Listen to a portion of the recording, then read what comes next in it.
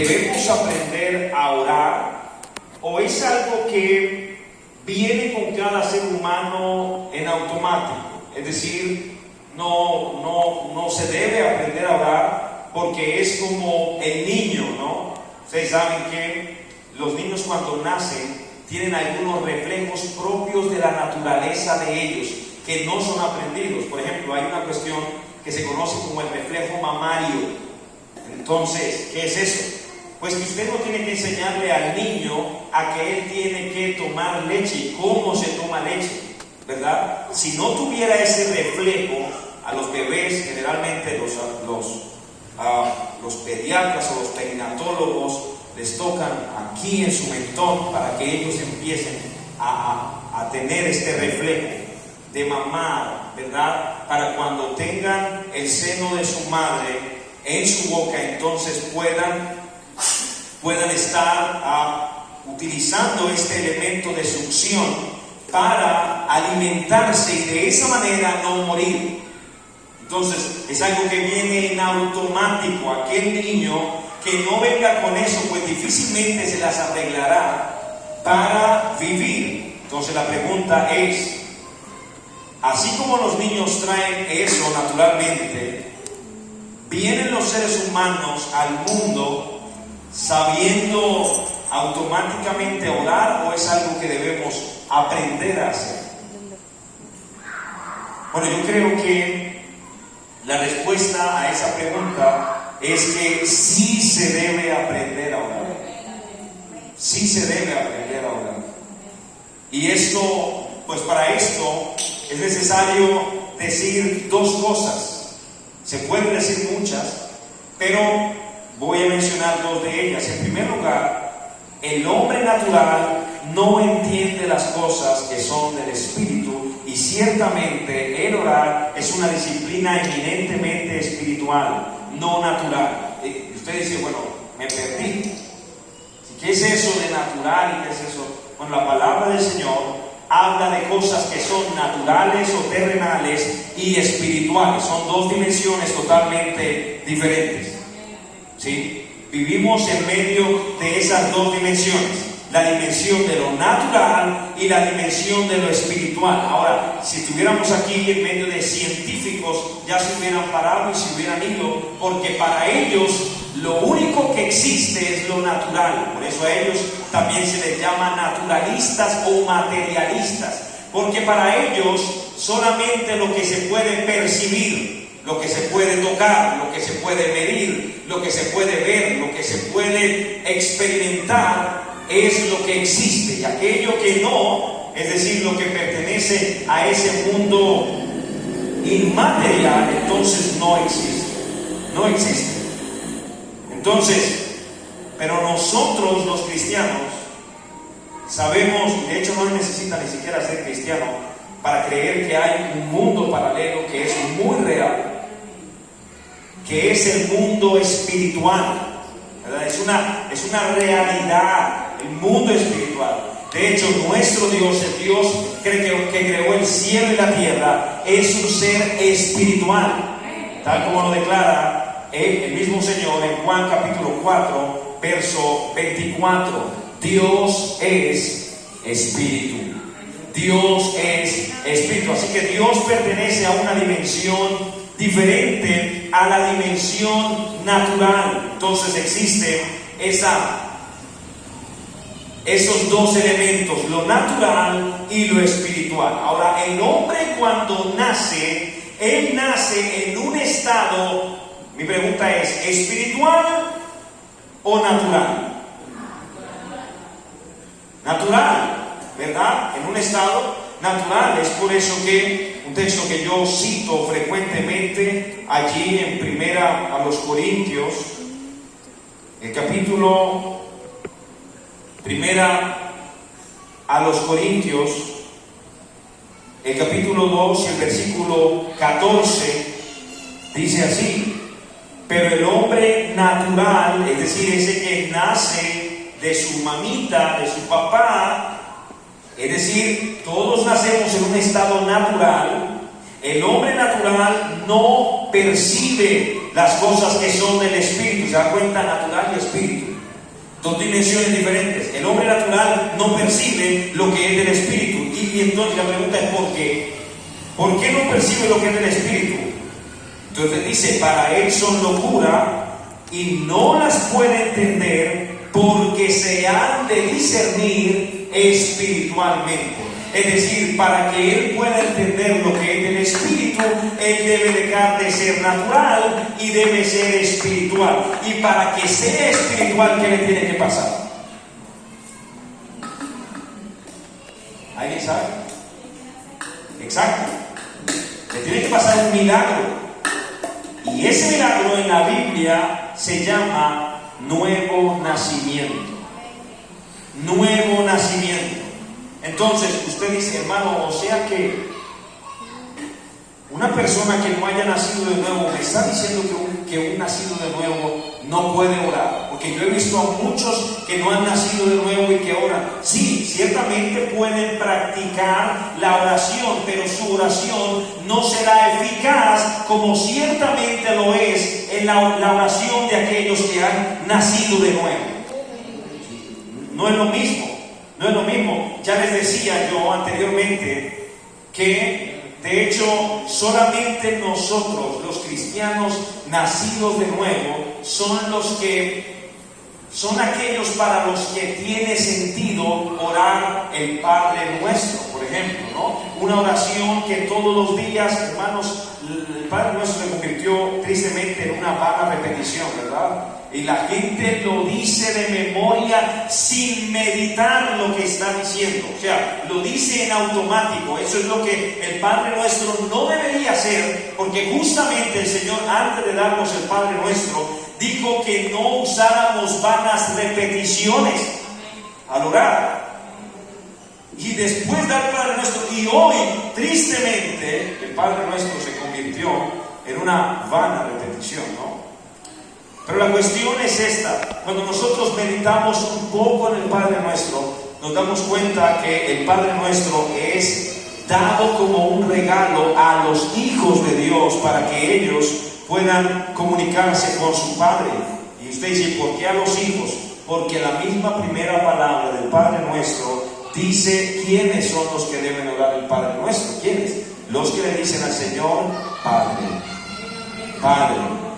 Así que muchos impíos pueden decir Padre Nuestro, pero todas estas personas no tienen realmente una relación con Dios como hijos. Así que ellos pueden, en sus términos naturales, orar el Padre Nuestro, pero realmente no está siendo eficaz porque ellos no son hijos de Dios. Así que el texto dice: el hombre natural no percibe las cosas que son del Espíritu de Dios. ¿Por qué? Porque estas cosas se han de discernir espiritualmente. Eso quiere decir que entonces una persona natural debe pasarle un milagro para que deje de ser natural y ahora entre en el ámbito de lo espiritual. ¿Qué le tiene que pasar? El nuevo nacimiento. Tiene que morir y nacer de nuevo, hermanos, y esto es un milagro. El nuevo nacimiento es un milagro. ¿Quién de nosotros puede hacerse a sí mismo nacer de nuevo? Nadie.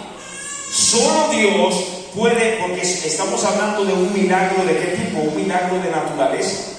El mismo tipo de milagro, incluso mayor, ¿no? De aquel milagro que el Señor hizo cuando convirtió el agua en vino. ¿Ustedes han visto alguna vez en la historia de la humanidad a un hombre aparte de Cristo hacer ese milagro? No, ¿por qué? Justamente por eso le llamamos milagro, ¿verdad? ¿Qué es un milagro? ¿Cómo se define milagro? Milagro es algo que acontece sobrenaturalmente. Es decir, no es natural, es sobrenatural. Que un muerto resucite, que una persona viva se muera es natural, pero que un muerto viva, eso no es natural. Eso es sobrenatural. Que una persona se hunda en el agua, eso es natural, ¿verdad? Porque densidad es igual a masa sobre volumen, y entonces se hunde la persona. Que tiene más densidad. Pero que una persona camine sobre el agua, eso no es natural. Eso es sobrenatural. y tantas otras cosas. Entonces, en primer lugar, cuando nosotros hablamos de oración, ciertamente debemos hablar de algo que no es natural.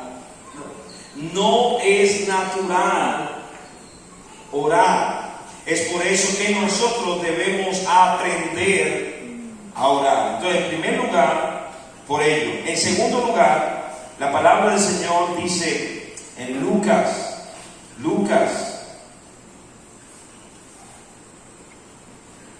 el capítulo 11. Mira lo que dice el texto. Lucas, verso 1. Aconteció que estaba Jesús orando en un lugar y, mire, esto es interesante.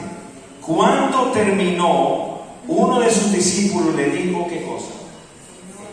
Señor, enséñanos, ¿qué cosa? Enséñanos a orar, como también Juan enseñó a sus discípulos, y después de eso viene el Padre Nuestro. Pero noten ustedes que hay una petición aquí: enséñanos a orar. El Señor no les dijo, no, pues hágale como pueda. No, ¿cómo que enseñanos a orar? Ya eso es normal. No. El Señor les enseñó a orar. O sea que a orar se aprende. Si hay que aprender a orar, hay que aprender. No es natural, no es algo que venga con nosotros. Por esa razón, sí se debe aprender a orar. Ahora, algo que siempre me ha llamado la atención, y como yo se los he dicho en algunas ocasiones anteriores, es que me llama la atención de que el que le dijo al Señor que le enseñara a orar fue un judío, ¿verdad? No era un pagano, un gentil, una persona que no sabía lo que era orar. No, los judíos oraban. Esta gente oraba.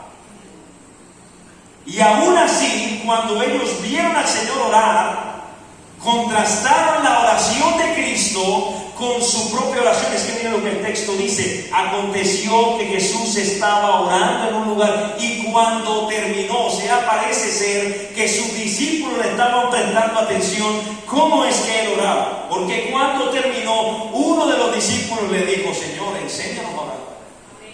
O sea, como que todo lo que yo he aprendido en mi vida, comparado con lo que acabo de ver, enséñame a orar. Enséñame. Hermano, si un hombre que pertenecía al ámbito judío, que desde chicos eran instruidos en la oración y en el temor de Dios, desde el judaísmo, le pide al Señor que le enseñe a orar, yo creo que una petición que nosotros deberíamos hacer es: Señor, enséñanos a orar. ¿Verdad? Claro, hermanos, realmente. Y muchas veces la Biblia dice: pedís y no recibís porque pedís mal. A veces, hermanos, ¿cuáles son nuestras peticiones, hermanos? ¿Cuáles son? A veces nuestras peticiones no se traducen únicamente en el ámbito de lo natural, en el ámbito de lo físico, sí. ¿Cuáles son nuestras peticiones? Salud, economía, el alimento, el techo, la ropa, el pagar los servicios públicos, qué sé yo, ¿verdad? El que me dé una esposa o un esposo, unos hijos, eso no está mal. Pero, hermanos, si estamos orando solamente eso, estamos orando cosas que son solo de esta realidad. Pero mire esta petición tan interesante: Señor, enséñame a orar. Qué cosa tan bonita, ¿verdad? Enséñame a orar. Esta petición no la hace un hombre natural, ¿verdad? Esta petición la hace una persona que sabe que la oración es importante y que él debe aprender y debe trascender en lo que es la oración. Entonces, la respuesta a esa primera pregunta que les hacía es sí, debemos aprender a orar. Y para eso, estos versos que les mostraba. Ahora, surge una segunda pregunta entonces: ¿cómo se ora? ya sabemos que sí debemos aprender a orar. Ahora vamos a hablar de cómo se ora. Bueno, respecto de cómo, debemos hablar de dos cosas. Hablar de la posición y del contenido de la oración, ¿verdad? Cuando yo oro, puede ser de cualquier manera, es decir, o necesito tener una posición específica externa a la hora de orar. ¿Qué tal?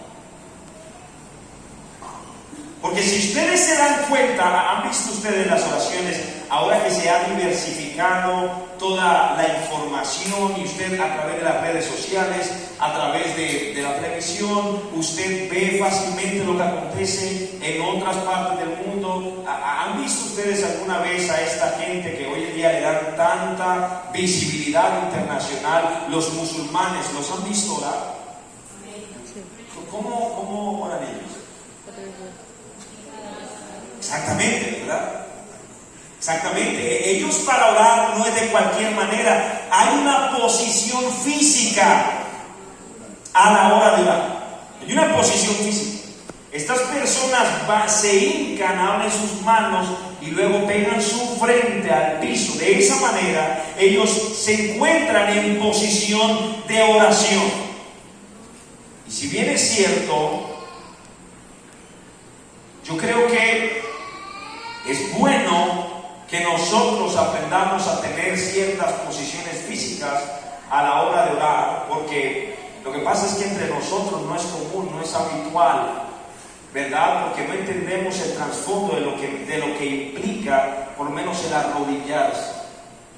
Pero a veces, hermanos, nosotros nos vamos al otro extremo, que como nosotros decimos, no, la posición no importa.